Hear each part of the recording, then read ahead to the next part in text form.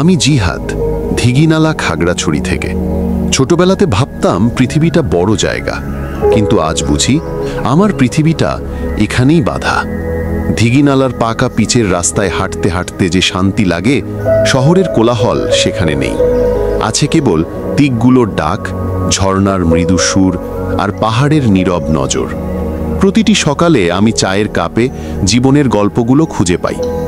পাড়ার বুড়ো যে কাহিনী বলছে, দোকানদারির হাসি আর গ্রামের ছোটদের খেলাধুলার আওয়াজ। আমার দিনগুলো সাধারণ, কিন্তু আমার অন্তরে ভরা ছোট ছোট গল্প। ভোরে যখন কুয়াশা নামছে, আমি বাইরে দাঁড়িয়ে নিঃশ্বাস নিই। হাওয়ার সাথে মিশে যায় এক ধরনের নিশ্চয়তা।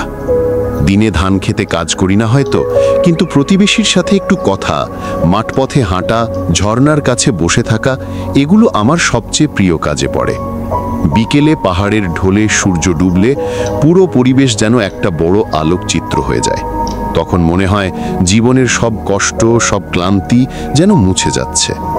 তুমি যদি একদিন আসো, আমি তোমাকে নিয়ে যাব পাকা রাস্তা ধরে পুরনো গলার মসজিদের পাশ দিয়ে।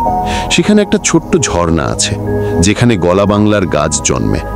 আমরা ঝর্ণার পাথরে বসে চা খাবো, আর তুমিও শুনবে গ্রামের মানুষের গল্প। দেখবে কিভাবে সময় ধীরে ধীরে বয়ে যায়। সন্ধ্যায় আমি তোমাকে আকাশের দিকে তাকাতে নিয়ে যাব। এখানে রাতগুলো পরিষ্কার, তারা এতগুলো উজ্জ্বল যে শহরের আলোয় তিমিরে হারিয়ে যায়। আমার জন্য ধিঘিনালা মানে কেবল একটা ঠিকানা নয়, এটা আমার স্কুল, খেলার মাঠ, আমার শান্তি, আমার জীবনের অধিকাংশ স্মৃতি। যদি কখনো তুমি অজান্তে ক্লান্ত হও, আমার দরজাটা তোমার জন্য খোলা থাকবে। আমরা একসাথে হাঁটব, গল্প করব, আর হয়তো চা চক্রে হারিয়ে যাব এই ছোট্ট জায়গার বড় বড় আনন্দে।